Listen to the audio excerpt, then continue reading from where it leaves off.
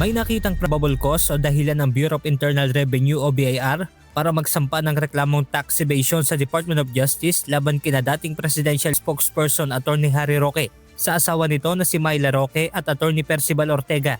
Kahapon, naihain na ng BIR ang reklamo laban kina Atty. Roque at iba pa matapos na lumabas sa kanilang investigasyon na bigo umano ang mga ito na makapagbayad ng buwis at magsumite ng tax return para sa kumpanyang Biancham Holdings and Trading Inc. matapos ang ginawang paglipat ng shares of stock at pag-increase ng authorized capital stocks. Ayon sa BIR, tinatayang nasa 3.35 million pesos ang tax deficiency ng naturang kumpanya kasama na ang surcharge at interest. Samantala, mariin namang pinabulaanan ng kampo ni Atty. Harry Roque ang naturang paratang. Sa isang pahayag, sinabi ng dating presidential spokesperson na maaaring politika, pangharas at manggigipit ang nasa likod na naturang hakbang laban sa sinumang individual na naugnay o sumusuporta sa Duterte administration. Dagdag pa ni Roque, wala anyang legal na basihan ang reklamo. Nakahanda rin anya ang kanyang kampo na sagutin ang mga paratang.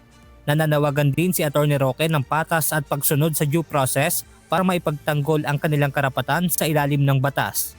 Benedict Samson, humahataw sa balita ngayon.